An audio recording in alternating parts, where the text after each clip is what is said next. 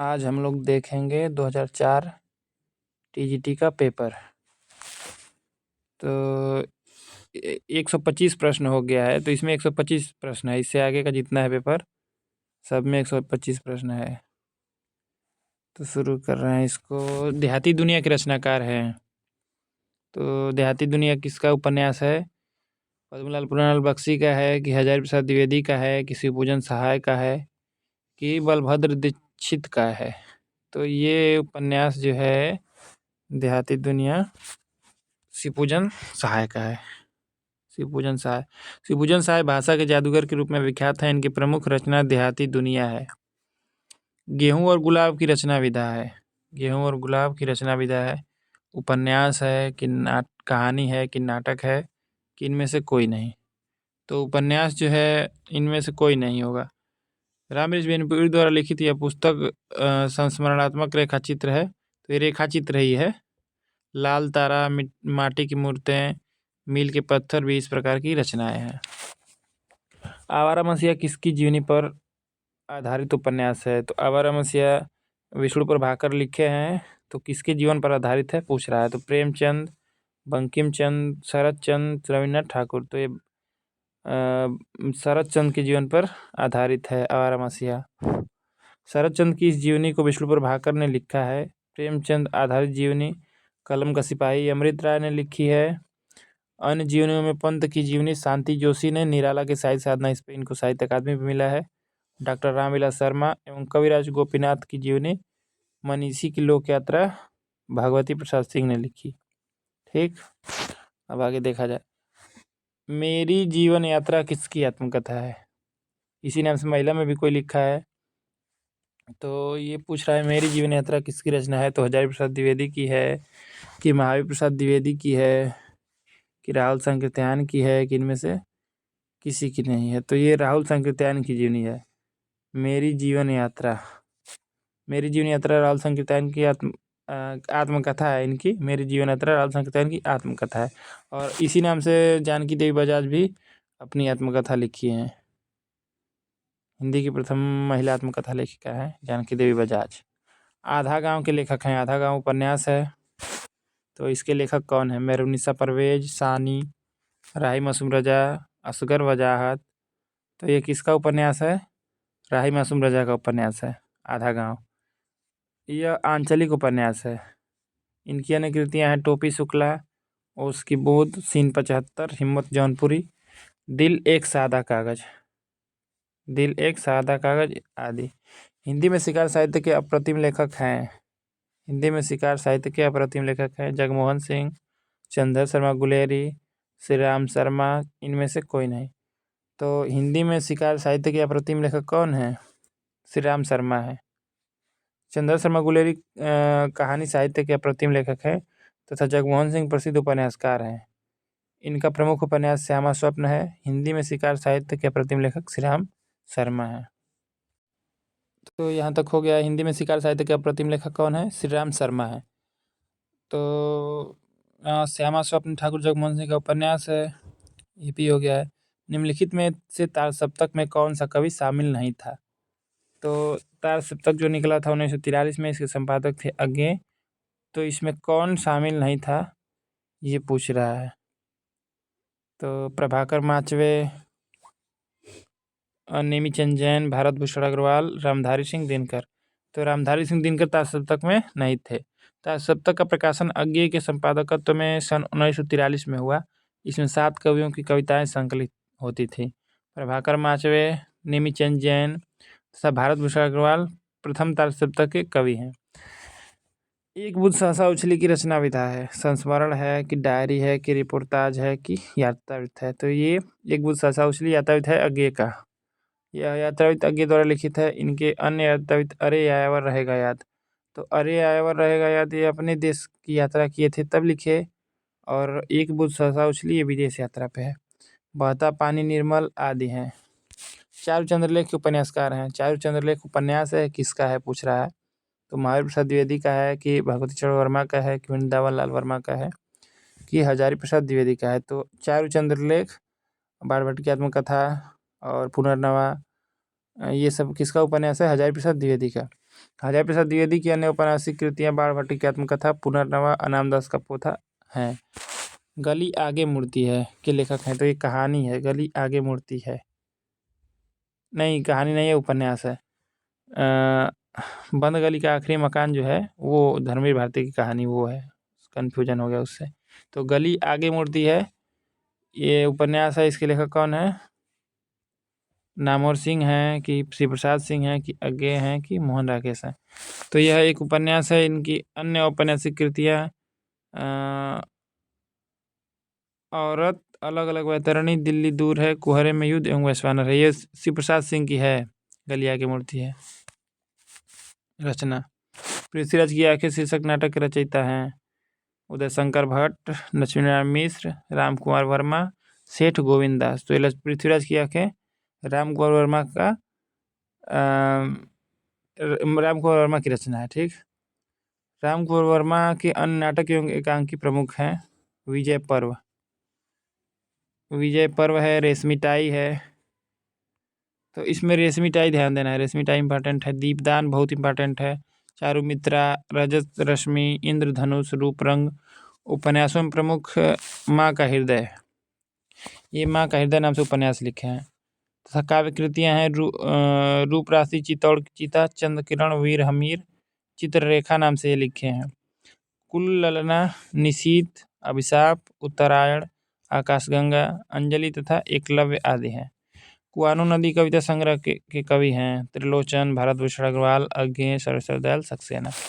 तो सर्वेश्वर दयाल सक्सेना की अन्य प्रमुख रचनाएं, सर्वेश्वर दयाल सक्सेना की रचना है कुआनो नदी। काठ की घंटियाँ, बांस का पुल, एक सूनी नाव, गर्म हवाएं, जंगल का दर्द, खूंटियों पर टंगे लोग। आत्महत्या के विरुद्ध कविता संकलन के कवि हैं सर्वेश्वर दयाल सक्सेना, धर्मवीर भारती, रघुवीर सहाय, मुक्तिबोध। तो ये रघुवीर सहाय की कविता का संकलन है। ये अज्ञे जी द्वारा संपादित दूसरा सप्तक के प्रमुख कवि हैं। इनकी प्रसिद्ध रचनाएं हैं सीढ़ियों पर धूप में, हंसो हंसो जल्दी हंसो तथा लोग भूल गए। इस पे इनको साहित्य अकादमी मिला है, लोग भूल गए हैं। धर्मयुग पत्रिका के यशस्वी संपादक थे। तो धर्मयुग पत्रिका के संपादक कौन थे? रघुवीर सहाय थे कि सर्वेश्वर दयाल सक्सेना थे कि राजेंद्र यादव थे कि धर्मवीर भारती थे?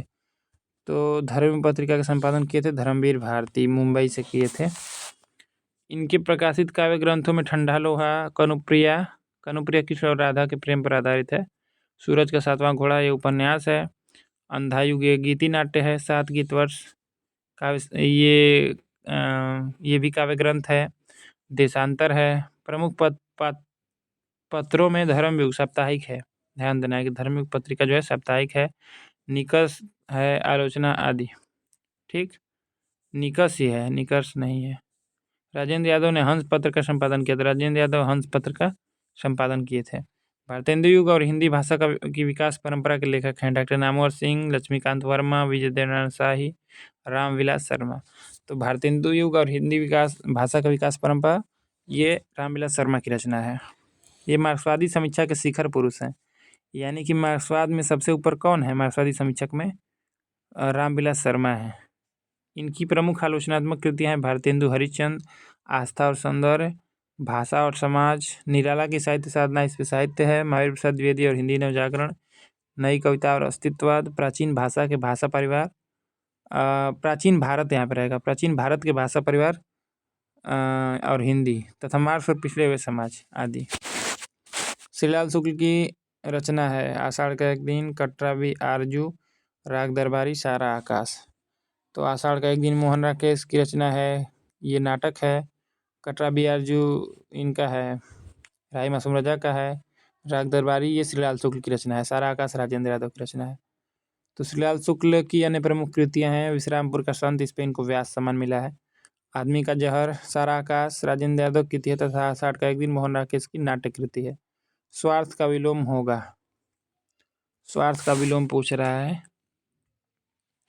तो परमार्थ होगा कि निस्वार्थ होगा कि परोपकार होगा कि इनमें से कोई नहीं होगा? तो स्वार्थ का परमार्थ होता है, स्वार्थ का विलोम परमार्थ होगा। कनक कनकते 100 गुनी मादकता अधिकार में कौन सा अलंकार है? तो यमक है कि अनुप्रास है कि श्लेष है कि इनमें से कोई नहीं है? तो कनक कनक 2 बार आया है ना, एक ही शब्द जब दो बार उसका आ जाता है, दो बार रिपीट हो जाता है, तो वहाँ पे कौन अलंकार होता है? यमक होता है। और एक ही शब्द रहेगा, उसका कई अर्थ रहेगा, तो वहाँ पे श्लेष अलंकार रहता है। जहाँ कोई शब्द एक से अधिक बार प्रयुक्त हो और उसके अर्थ अलग अलग हो, वहाँ यमक अलंकार होता है। निम्नलिखित में से वर्तनी की दृष्टि से शुद्ध शब्द का चयन करें। तो पूजनीय दिया है, उज्जल दिया है, उज्जल, परिपार्श्विक है, ज्योत्सना है। तो ये तीनों गलत है। सही यही है, परिपार्श्विक। ज्योत्सना में त जो है त या स, ये तीनों एक ही में रहेगा, ज्योत्सना रहता है। और ये उज्ज्वल रहता है और पूजनीय रहता है, पूजनीय नहीं रहता है। तो वर्तनी की दृष्टि से शुद्ध परिपार्श्विक होगा, परिपार्श्विक। ध्वन्यालोक किस तत्व से संबंधित ग्रंथ है? तो ये आनंदवर्धन की रचना है। तो अलंकार से संबंधित है कि रस से संबंधित है कि नाट्य से है कि ध्वनि से? तो आनंदवर्धन ध्वनिवादी आचार्य थे ना, तो ये ध्वनि से संबंधित है। ध्वन्यालोक ध्वनि से संबंधित है। काव्य के विशिष्ट तत्व के रूप में ध्वनि शब्द का सर्वप्रथम प्रयोग आनंदवर्धन के ध्वन्यालोक में मिलता है। संविधान के अनुच्छेद 351 में किस विषय का वर्णन है? संघ की राजभाषा के विषय में, उच्चतम न्यायालय की भाषा, पत्राचार की भाषा, हिंदी भाषा के विकास से संबंधित निर्देश। तो संविधान का अनुच्छेद जो 351 है, उसमें हिंदी भाषा के विकास के संबंध में निर्देश है। हिंदी भाषा के विकास से संबंधित निर्देश। संविधान के अनुच्छेद 351 में हिंदी भाषा के विकास से संबंधित निर्देश दिए गए हैं। कौन सा शब्द गंगा का पर्यायवाची नहीं है? तो गंगा का पर्यायवाची में जब देता है पर्यायवाची, तो उसमें नदी का पर्यायवाची देगा और कन्फ्यूजन करेगा। तो नदी का पर्यायवाची और गंगा का पर्यायवाची में कन्फ्यूजन नहीं होना चाहिए। तो जाह्नवी होता ही है, देवापगा होता ही है, सुरसरी होता ही है, सरिता जो है नदी का पर्यायवाची है, तो यही नहीं होगा। सरिता, तरंगिनी, अपगा, तटनी, सरी और तरंगवती ये सभी नदी के पर्यायवाची हैं, जबकि जाह्नवी, देवापगा, सुरसरी ये सभी गंगा के पर्यायवाची हैं। अब 23 नंबर देखा जाए, निम्नलिखित में से कौन मार्क्सवादी विचारधारा का आलोचक नहीं है? नामवर सिंह, शिवदान सिंह चौहान, रामविलास शर्मा, विजय नारायण शाही। तो रामविलास शर्मा तो है ही, रामवर सिंह भी हैं, शिवदान सिंह चौहान भी हैं, विजय नारायण शाही ये नहीं है। मार्क्सवादी विचारधारा के आलोचक विजय नारायण शाही नहीं है। तो नामवर सिंह, शिवदान सिंह चौहान और रामविलास शर्मा मार्क्सवादी विचारधारा के आलोचक हैं। कनुप्रिया के लेखक हैं नंदुलारे वाजपेयी, वीरेंद्र मिश्र, मोहन राकेश, धर्मवीर भारती। तो कनुप्रिया किसकी रचना है? धर्मवीर भारती की है। धर्मवीर भारती की अनेक काव्य कृतियाँ हैं। अंधा युग, ये गीति नाट्य है। 7 गीत वर्ष, ठंडा लोहा और देशांतर। नए इलाके में किसकी काव्य कृति है? इस पर साहित्य अकादमी में मिला है। बोधिसत्व, विनोद कुमार शुक्ल, उदय प्रकाश, अरुण कमल। तो नए इलाके में अरुण कमल की रचना है।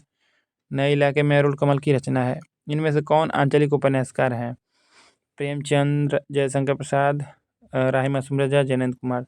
तो कुछ फेमस आंचलिक उपन्यासकार हिंदी में हैं। राही मासूम रजा आंचलिक उपन्यासकार हैं। तो जैसे ये हो गए फणीश्वरनाथ रेणु हो गए, ठीक। तो ये आंचलिक उपन्यासकार हैं।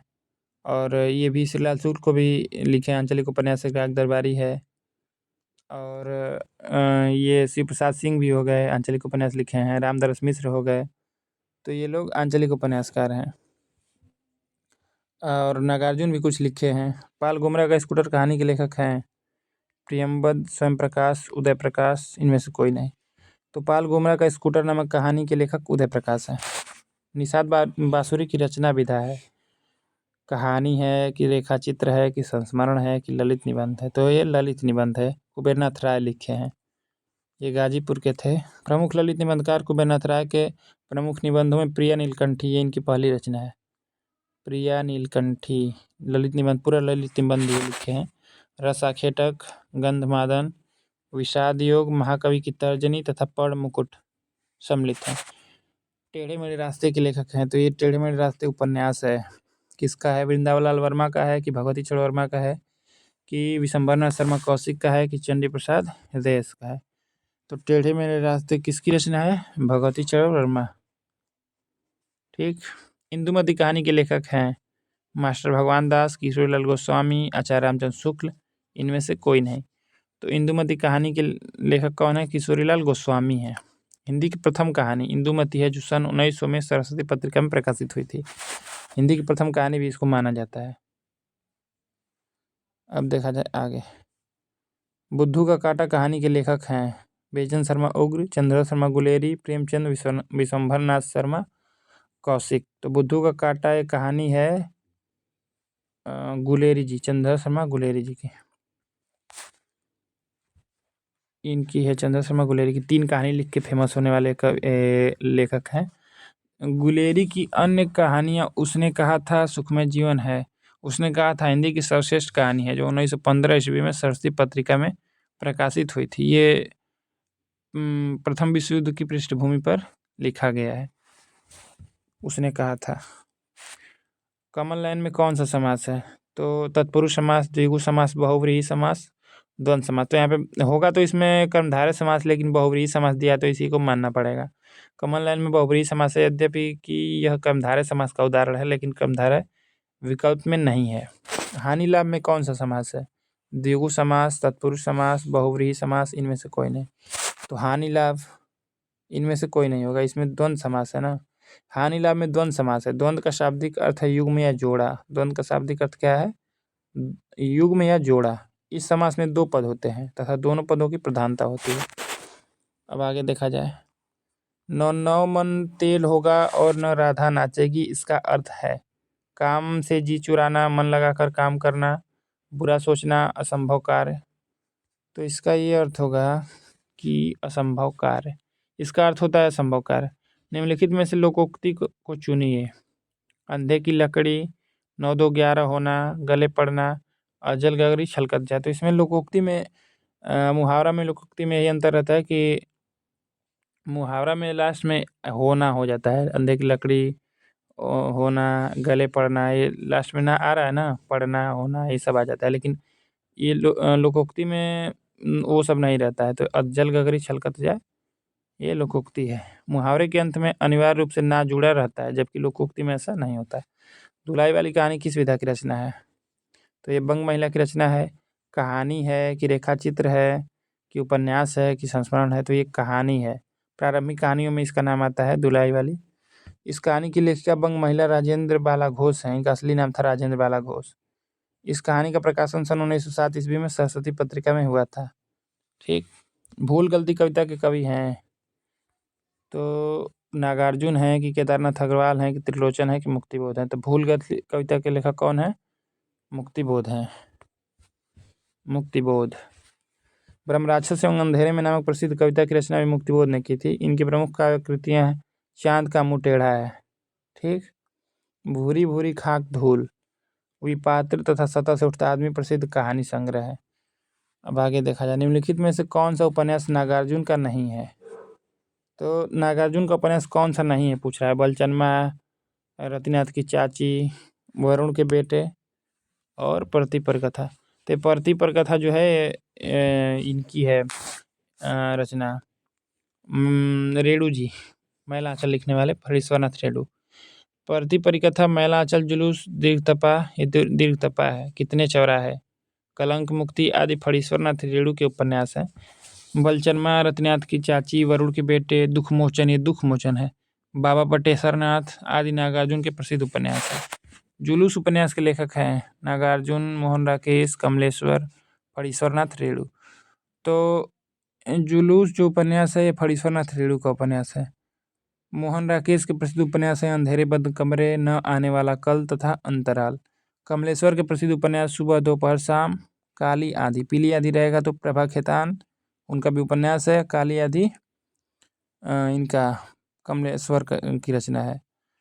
तीसरा आदमी, आगामी अतीत, समुद्र में खोया हुआ आदमी, समुद्र में खोया हुआ आदमी, जुलूस रेणु का उपन्यास है। ठीक।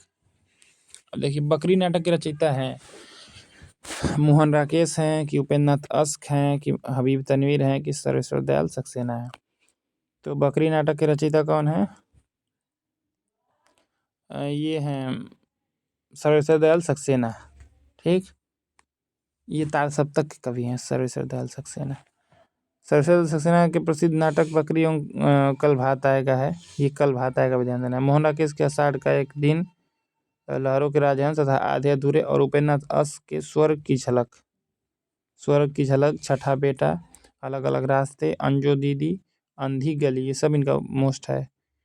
कैद, उड़ान और जय पराजय प्रसिद्ध नाटक है। ठीक। संस्कृति के 4 अध्याय किसकी रचना है? तो अज्ञेय की है कि मुक्तिबोध की है कि जयशंकर प्रसाद की है कि दिनकर की है? तो संस्कृति के 4 अध्याय एवं शुद्ध कविता की खोज दिनकर की प्रसिद्ध गद्य रचना है।